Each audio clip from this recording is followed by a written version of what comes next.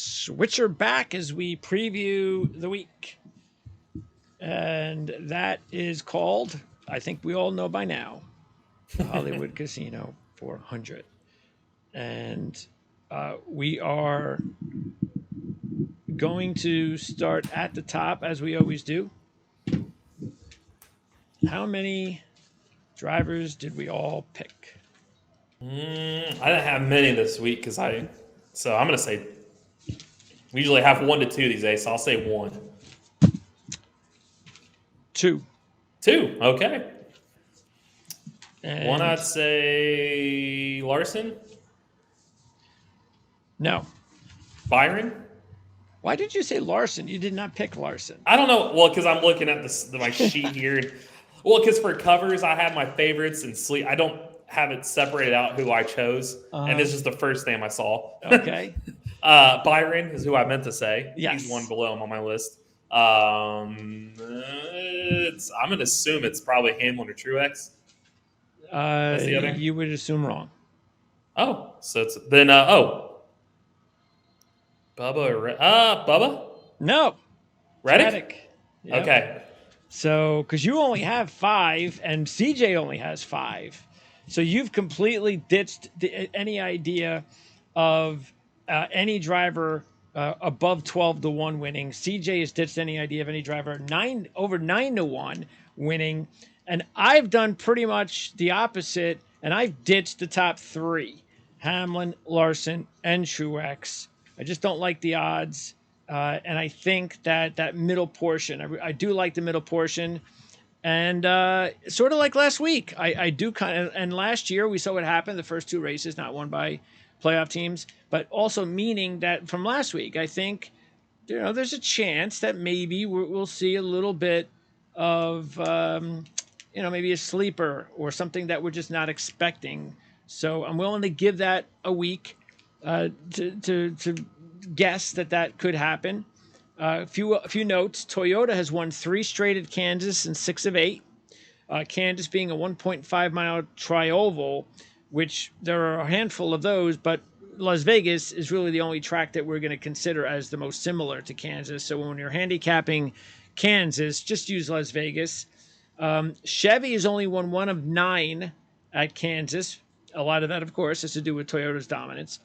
Pole position, very important. The last 7 winners have started in the top 10, 3 of those in the top 5, 1 pole sitter, but that was a Chevy. Kyle Larson on the pole back in 21. Of course, Hamlin won the race this year, driving a Toyota, starting 8th. So when we look at those first 3 drivers there, those 3 favorites, Hamlin, Larson, and Truex.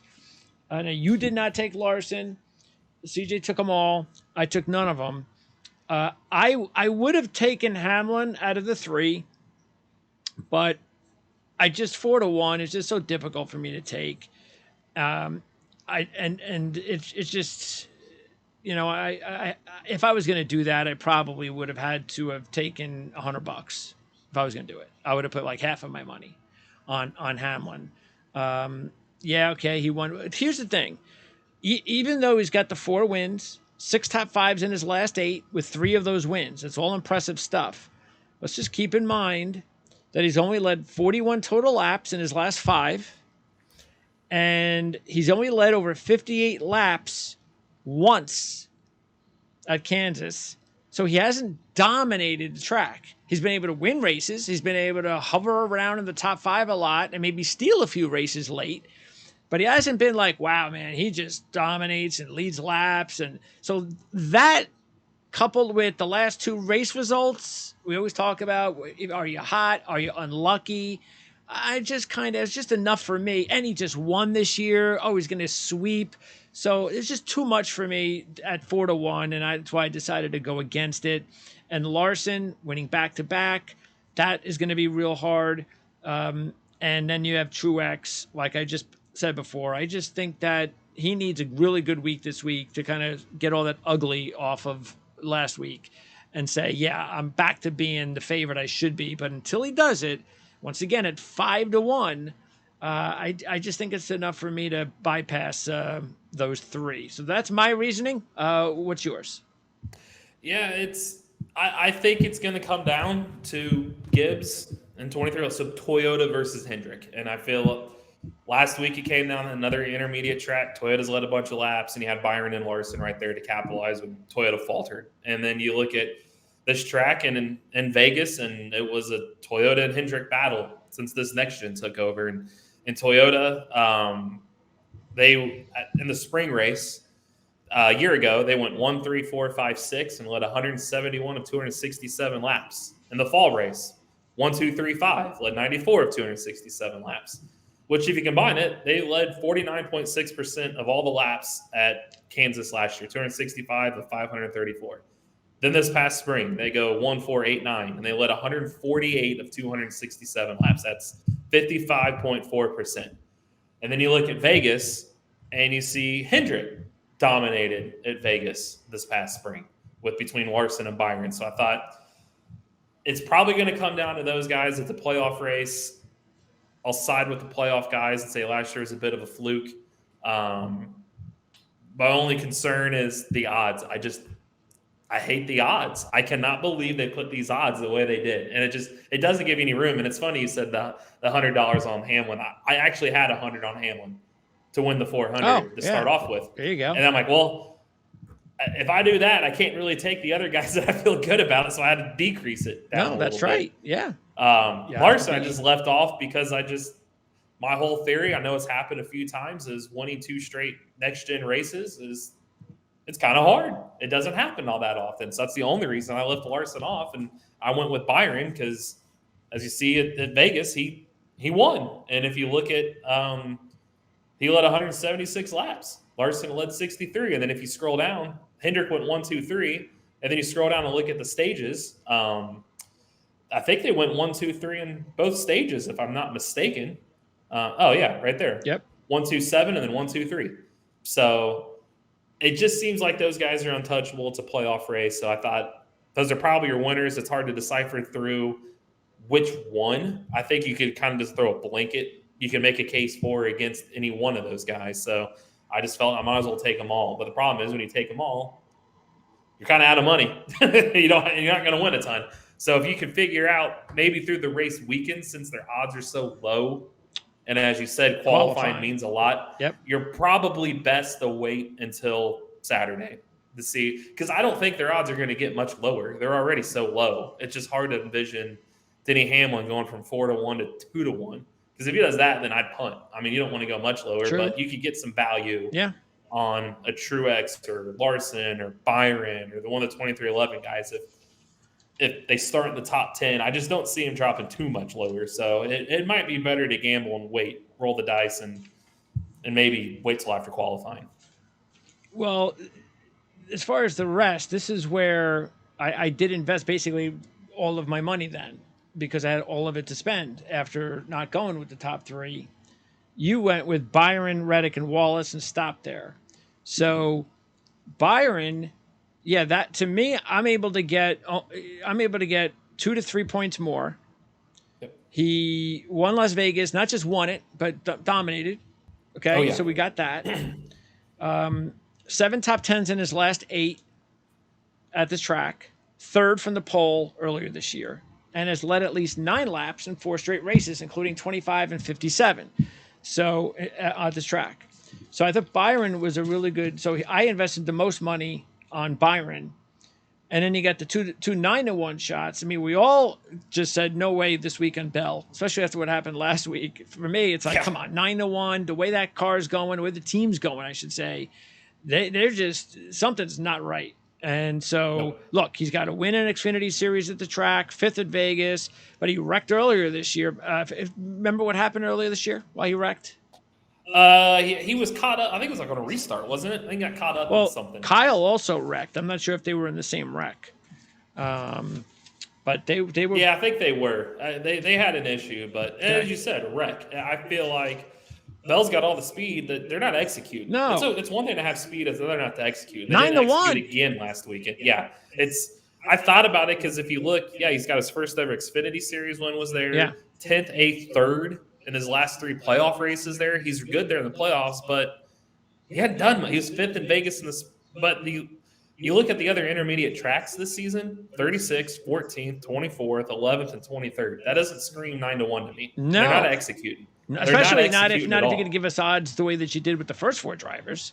No, when he's 9-1 and then Byron was 7-1, and Byron on the same tracks that I just said those finishes for Bell was 1st, 3rd, 1st, 2nd, 8th, 4th.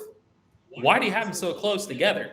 Good for us. To me, Byron should exactly. So yeah, Bell was an easy punt, and I wouldn't be shocked if he goes out. If they execute, they have a shot to win, but it's just hard to pick somebody that's not executing right now at 9-1. And Reddick, no way. He's going the exact opposite of the way the Bell camp is going. They're picking things up. They're getting close. Now if you look at it, it's been since what road race early this year. Circuit of America, is that what it was? Yep. So they haven't won since then, but over the last 8 races or so, you've got a good amount of top 10s. You have 3 top 5s and 2 runner-ups. So, and throw in the fact that he led 23 laps this year. He led 38 laps from the pole in last year's race. And in 3 Xfinity Series races, second, 5th.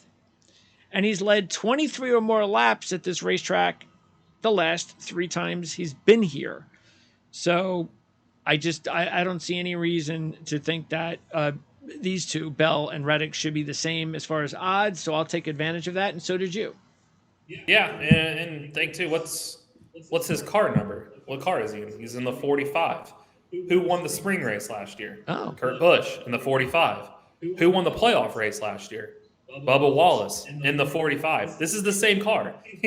So they moved Bubba to that car for the playoff points. That car won twice. It swept. That car swept last year. Why not win 3 or 4 races at Kansas with the next gen with 3 different drivers in the same car? It just makes too much sense. And you get him for the same odds as Bell. So like you said, he's heating up. You go back to New Hampshire, 6th, 2nd. Richmond was 16th. He's never good there. Michigan was 30th, but remember they had a penalty while he was leading on his final pit stop. I think it was like the car was – did they leave a loose wheel or something, I think, at Michigan, if I'm not mistaken? I don't remember. He was leading. I know he was leading coming the final pit stops. That 30th place isn't indicative of he had a winning car. 4th at their Indy Road Course. 8th at Watkins Glen. Daytona's Daytona. I don't put any stock in that. 2nd at Darlington. So if you really look at the last month and a half – he's had a race-winning car, and now you're coming to a track that he can win at. So I think him and Byron are your 2 big steals, I would say, for their odds. That's why I put just about half of my money on Byron and Reddick. So yep, and for the top 5, top 3 bets for draft, those are the ones that I would look at too. They've been that good. You could double down on them, and I like them both a lot this weekend. And accounting to throw in Bubba, since he's the next group, and we just talk about the 45 car. He won this race last year. Now he's in the playoffs. He's been running better this year.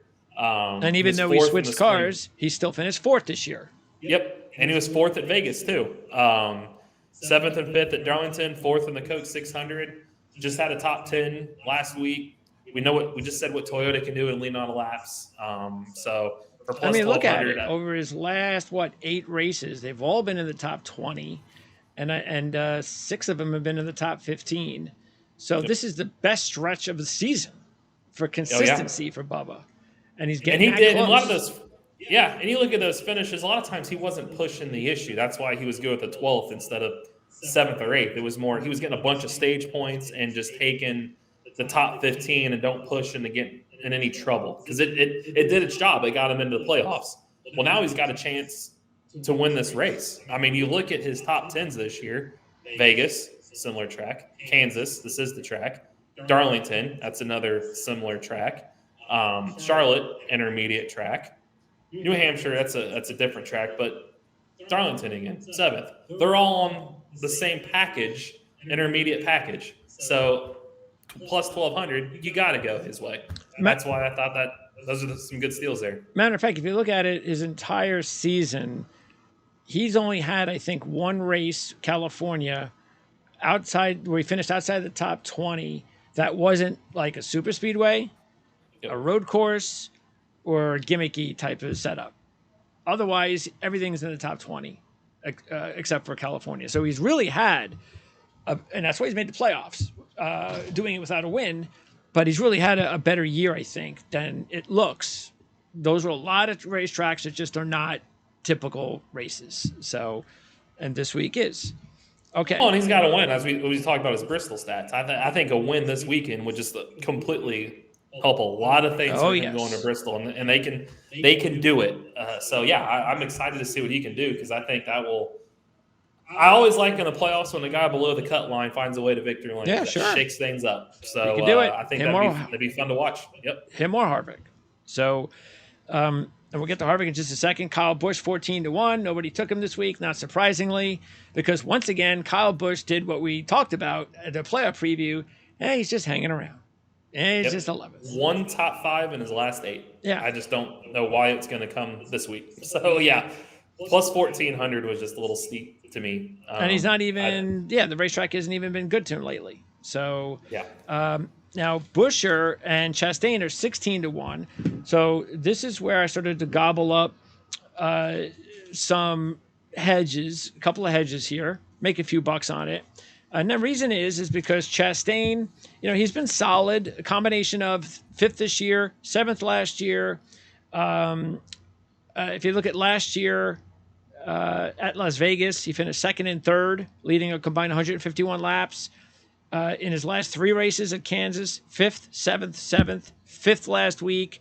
So Chastain does seem to be coming on a little bit, slowly, quietly, but just takes that 1 week. And then Buescher at 16-1. Now, he doesn't have a great history here, but look, he doesn't have a great history at a lot of tracks. But you can't deny 11th or better in his last 6 races. 3 of those are wins, 3rd last week. So even though he doesn't have a whole lot of great stats here, again, I'm just putting money on him more. The main reason is because there's no team, there's no driver right now with more confidence through the roof than the Chris Buescher team.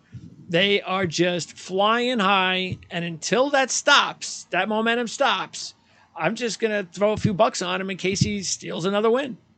Yeah, because he could, because Ford scared me because we talked about how many laps Toyota's led and what Chevy's done. They're by far the worst manufacturer on these speed tracks.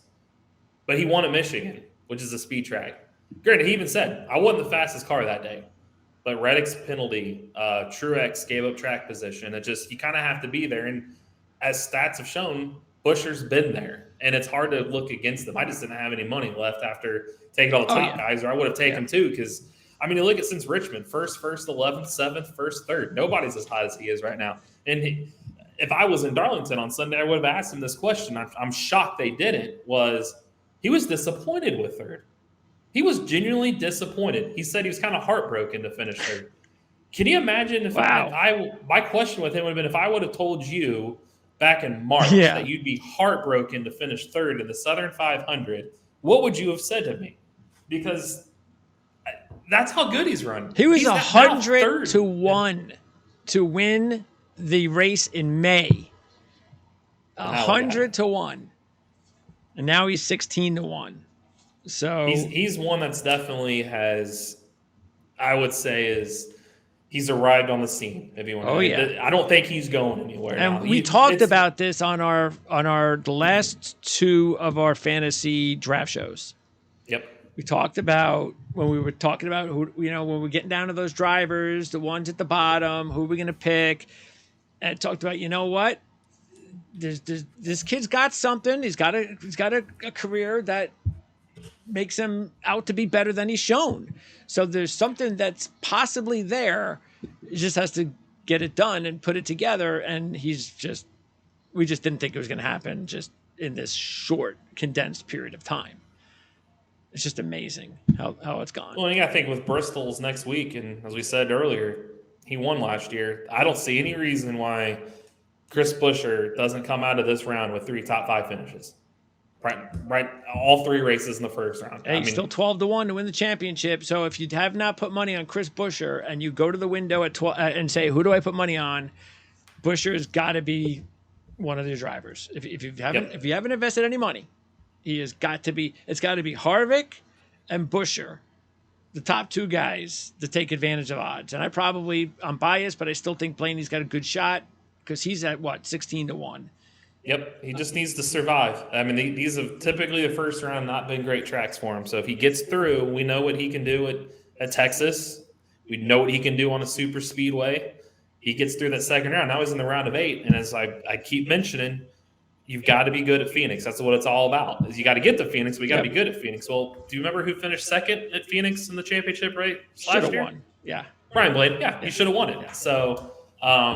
What goes around comes around. If he's in that situation this year, the championship, he probably wins and he takes the title. So yeah, you just got to get there. Yep. And I wouldn't count against him. And again, there are good odds to take advantage of as far as the futures are concerned. And keep in mind too, when I said Buescher stealing the win, I didn't mean like he won a race late. I meant that he was winning. He's winning races that no one was expecting him to win. So he's basically thieving his way to doing something that just nobody expected. Okay, now we get to what I think are some pretty decent long shots. Harvick at 20-1, Blaney, Keselowski, Logano at 22-1, and Bowman at 30-1. This is where I put the rest of my money. Harvick, I just think is a can't. I mean, I have to put money there because of the fact that the odds are still good and. He is getting close. It's like, okay, well, this has not been a great track for him with the new car. That's the thing. That it's a good track for him before that. 3 wins, 12 top 5s, almost 1,000 laps led. But since he's been with the new car, it really hasn't worked. But I'm still getting 20-1, so I'm gonna throw some money on him there. Blaney, I know this hasn't been a great track for him, like you said, but still, he does have 3 top 5s. He was 9th last week. He has 2 third-place finishes in Xfinity Series. He had 5 top 5s overall in Las Vegas, and he led 83 laps from the pole in 2017 and finished 4th. So it's not like he's been completely shut down here. And again, I'm getting 22. And in Keselowski, it's just, again, I probably wouldn't normally pick him this week because same thing, new car, hasn't been good for him, even though he has 2 wins. But Buescher keeps doing it, so you just get the feeling that Keselowski's got to be next at some point, and I don't want to not get it when he wins. And in Logano, the same way, because he has 3 wins, which is pretty good. And he won Las Vegas last year and finished 6th earlier this year, and I'm getting 22-1. Bowman, I went with him because he was 9th last year, led 107 laps. That's the best, basically the best that he's ever done at this track. He also led 63 laps in a 2019 race when he finished runner-up, and he was 3rd at Las Vegas this year and won it last year. Yep. So I just felt that these were drivers that all showed little bits of pieces where if they were to upset and win, that we'd be able to point to and say, well, okay, it was there. There was the possibility. It wasn't like he's never done anything. It's not like that driver had never won or never led a lap. So yeah, if something happens and there's a long shot, I think those are some good ones. Oh, for sure. And, I mean, you look at, too, with Harvick, as I kept saying, fantasy-wise, on intermediate tracks, so this is the package that they're running this weekend, 9th, 11th, 2nd, 11th, 10th, and 19th last week, but 19th wasn't – I mean, he had a top 2 car. So if you look at – I mean, he's a top 11 every race. And he's been top – he was 11th in this race last year, or 9th last year, 11th in May. So he's a top 11 car. And as Buescher has shown, you just have to be there. And is he going to win on outright speed? No, but you never know what could happen with Hamlin a loose wheel and Truex a bad pit stop and Larson gets caught up in something and boom, you're there to capitalize. You just have to be there to capitalize. And he's proven these stats that he's going to be there. A really long shot that you could look at, Austin Dillon. 10th in both races in 2021. He was 11th in the playoff race there in 2020, 13th and 14th last year, and he was 10th in spring. 6 straight top 15s at Kansas. And he's in a Chevy. So he's Kyle Busch's teammate. He can give him some help. So yeah, for where his odds are, way down there, doesn't hurt to throw a couple bucks his way. No, I mean, yeah. Let's see. For me, it's just going to be. And look, I know Larson is a favorite and he won, but it was a race where 6-7 drivers could have won last week. So until that changes, until we see like somebody favored dominate, like Denny Hamlin goes out there and dominates and wins. All right, and I'm going to think a little bit differently. But until that happens, I'm going to, especially early first playoffs races. We saw it last year. More of a shot, I think, where we could see something happen we're not expecting. So, but anyway, we have a lot of drivers covered, so that's good. So hopefully, at least one of us will get a win this week, which would be nice. Yep, be nice. And we have, like you said, Bristol next week, so that's awesome. One of the best, if not the best, race of the year. So hopefully, I know the new car hasn't been great at Bristol, but it's another year. So, well, remember last year, the short track package, I think everybody can admit, that's why true. NASCAR's even admitted, has not been great. It's been probably the worst of all the tracks. The short track package has been the worst. But remember, right, Bristol, in interim of that, we had tires. Remember all the Ford tires blowing? We had the Toyota guys had all those mechanical issues. So it was a race of attrition. So that kind of gave us the excitement that the car probably was going to be lacking. And I don't know why it would be much different this year because the tire's still wide. The speeds are still fast. There's a lot of load on this car in the turns, and you have to make 500 laps with that.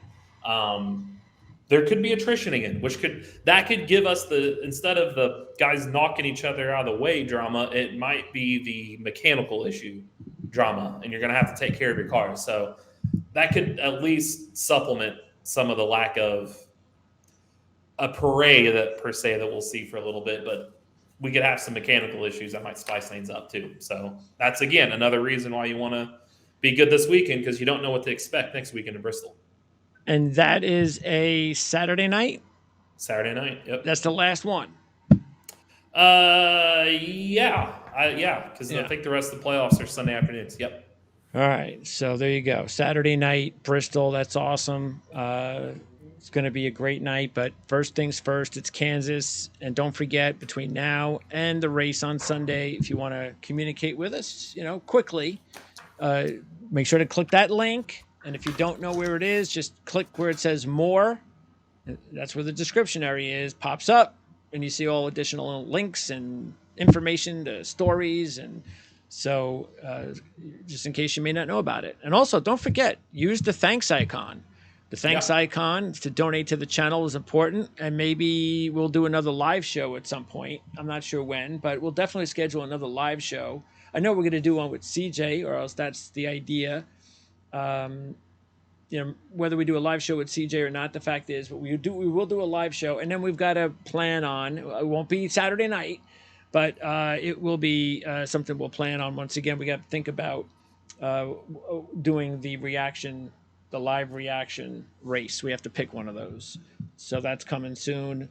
You've got Texas after Bristol. Talladega might be it.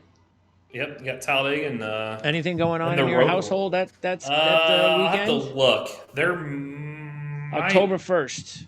I don't know. I know that weekend there's midget racing out at the Indianapolis Motor Speedway, the dirt track, but I don't think it's that Sunday. I'll have to look at the schedule. Yeah, check it out. 100% seen it yet, but I'll have to look. Yeah, check it out. And if you don't have anything going that day, then maybe Talladega would be a good day, because we would think, unless it ends in yellow, that it would be a reasonably good last half hour or so. Yeah, it should be. Yeah, especially for what's on the line. What's on stake, yes. So hopefully we'll be able to do that. We'll let you know as soon as we come up with that. Eric, appreciate it as always. Thank you. And again, racereviewonline.net. Check it out for all those articles that we kind of cruise through, and there'll be more articles to be posted between now and then. Yep. And no Indy this week? Nope, last one. This is the last race this week. So there is a one this week. Yep, Sunday. Same time as the Cup race, but yep, it's last the last race. one. But did they name a champion yet? Yeah, Alex Blow just clinched it last week. So that's over. Kind of an exhibition race, I guess, if you want to call it, because there's nothing really. Yeah, that stinks. But that's what happens when you don't have playoffs. So Exactly. All right, Eric. I'll talk to you soon. Appreciate it. All right. Sounds good. Thank you.